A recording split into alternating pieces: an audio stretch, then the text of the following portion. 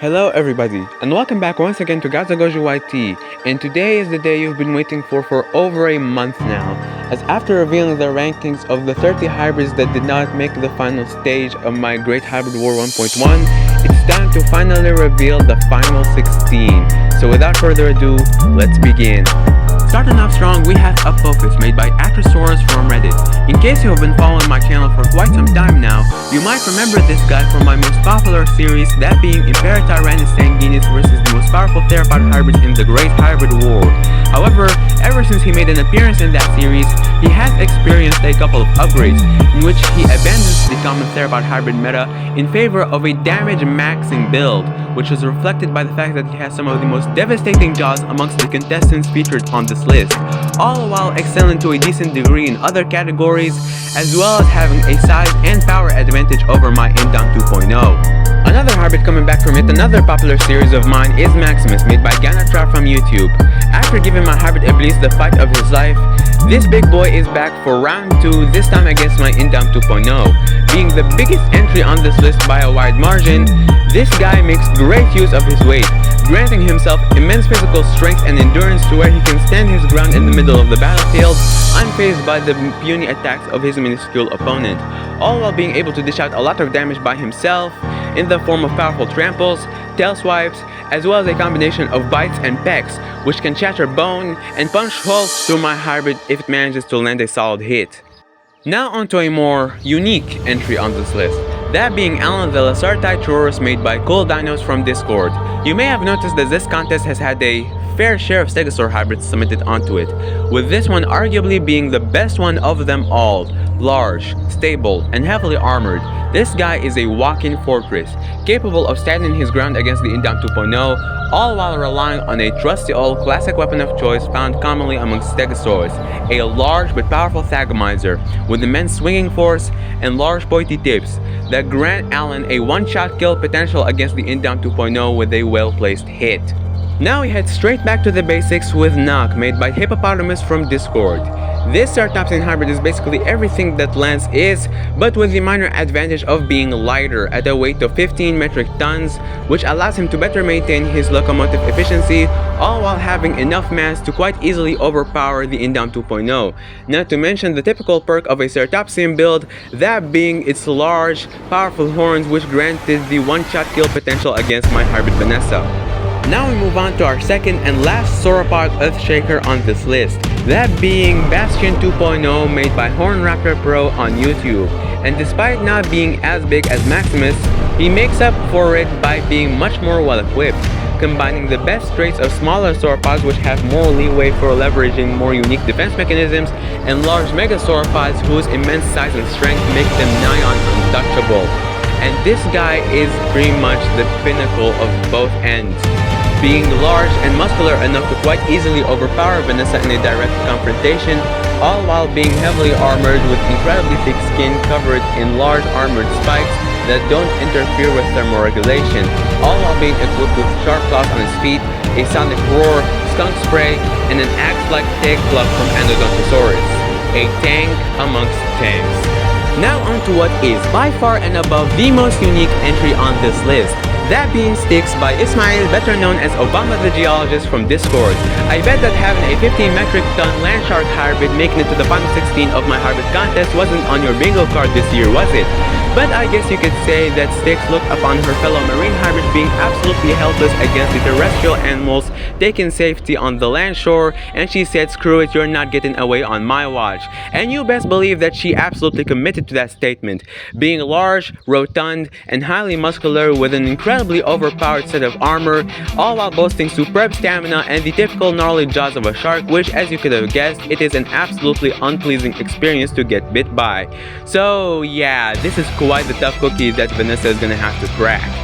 Now back on track with the theropod hybrids, we have Ferox Rex Secundus made by Michael from, say it with me, Discord. Now, in case you remember King from the first episode of my popular series Imperatornis Sanguinis versus the most powerful theropod hybrids in the Great Hybrid War, then you can think of this guy as his inheritance, as he maintains many of the predominant characteristics in the original, all while taking a more wild approach per se. However, this wild approach still worked just fine given just how great the baseline concept was. a large, highly athletic theropod hybrid with a powerful but lightweight set of armor, heightened intelligence, superb stamina, and a terrifying arsenal of weapons, including a powerful set of chompers that give even those of Apophis a run for his money, large dexterous forelimbs that can be used for grappling and slashing, and devilish horns from the Carnotaurus which can land a serious injury if they manage to connect.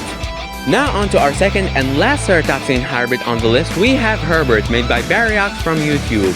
This ceratopsian hybrid distinguishes itself from the rest, given the fact that unlike most ceratopsian hybrids, this guy does not rely on goring maneuvers as its primary means of attack, but rather on blunt force trauma, courtesy of his Pachyrhinosaurus-based template, which grants him a nasal boss which can inflict a lot of blunt force trauma enough to crack bones. Other than that, it's pretty much the same as Nock in terms of armor, stamina, size, etc, etc. Nevertheless, a worthy entry for the final 16. Moving straight back to the theropod hybrids, we have Crimson, made by Arch_987 from Discord. Now this guy might seem a little bit basic in comparison to the other theropod entries we've seen so far. However, I can assure you this guy ain't no theropod Rex, boasting a highly muscular frame at a weight of 9 metric tons and coming equipped with an incredibly strong yet surprisingly lightweight set of armor, as well as a devastating combination of bites and ramps, which at this scale would prove quite troublesome for my hybrid. However, you may have noticed that the biggest highlight of Crimson right here are those forelimbs,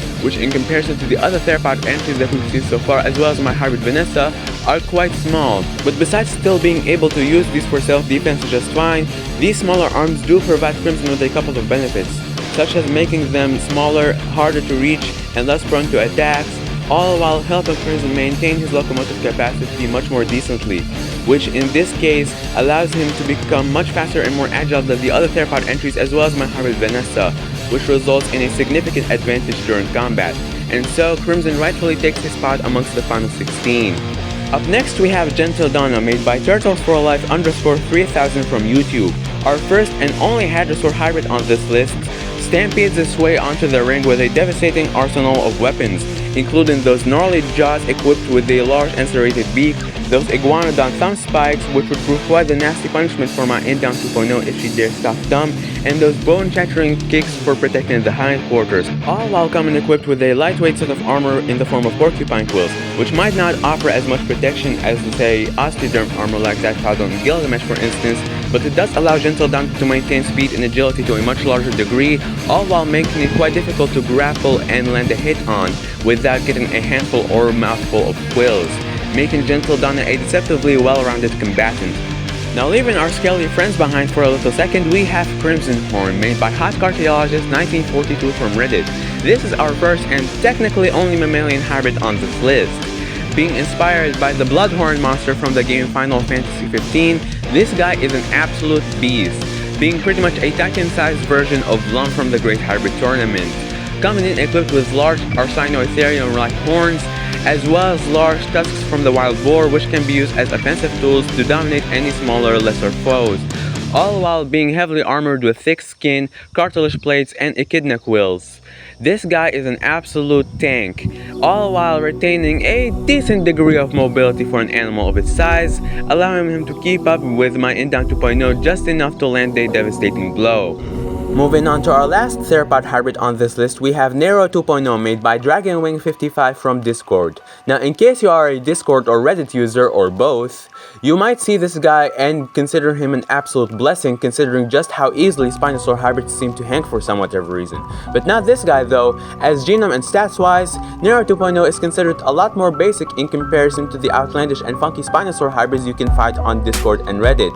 However, this is not to say that he is not at all unique, considering that he is still quite adept for both land and water and is highly athletic at both realms, with an incredibly strong core frame, all while boasting surprising amounts of speed and agility for keeping up with my Indom 2.0 during combat, all while boasting superb stamina, a decent degree of stability considering his foot structure is quite well built for stability, in addition to his powerful arsenal of weapons and armor, comprised of powerful porosaurs like jaws that are designed to shred, tear and crush bone with ease, in addition to his powerful forelimbs that can be used for grappling, as well as maintaining a safe distance given their great reach, as well as those large claws mounted on them. Not to mention his powerful armor comprised of sharp, spiky osteoderms as well as chainmail-like scales, granting Nero 2.0 optimal protection coupled with his large and muscular frame, allowing him to withstand any attacks thrown by my hybrid Vanessa long enough for him to deal the finishing blow and get the win.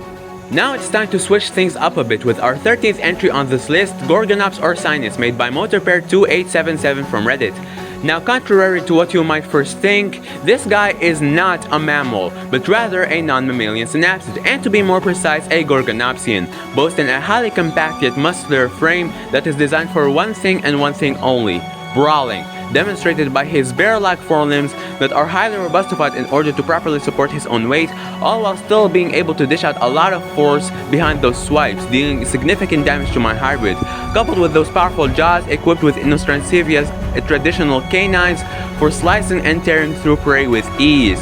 Not to mention his armor comprised of incredibly thick skin and dermal osteoderms from Mylodon, the back plates of the Smatosuchus, which also boast those side spikes that could make it quite difficult to quite effectively flank this dude, not to mention his cartilage back plates from the Wombat for protecting his hindquarters. Overall, this guy is pretty much the berserker of this list, designed to fight till the very last breath no matter the cost. Now we're entering Kaiju territory with Demo Orochi, made by VelocityKnee7 from YouTube. Inspired by the Kaiju Maga Orochi from the Ultraman Orb series, this guy is an absolute unit, heavily armed and armored from head to toe. This absolute tank of a hybrid can outlast any attack thrown at him by my hybrid before retaliating with his own blow that is so powerful it can quite easily send my hybrid standing on the receiving end straight to the hereafter. Moving on to our first and only crocodiliform hybrid on this list, we have Joseph, made by Golden Donut YT on YouTube, no duh, which, pretty straightforward, is just a Prestosuchus the size of X-Rex with the forelimbs of a Kodiak bear and the armor and jaws of a Purosaurus. Yeah, pretty straightforward, moving on. And closing up the final 16 is Crowbar, made by Pale from Discord, the same bright mind behind the aforementioned hybrids King and Lump. And this time he decided to challenge my Indom 2.0 with a sauropod that beats ceratopsians in their own game. I know, sounds kinda weird, but it's true. Coming equipped with incredibly thick skin that is further covered by keratin spikes, Crowbar boasts an efficient layer of protection that offers optimal defense against the Indom 2.0's attacks without adding excess weight,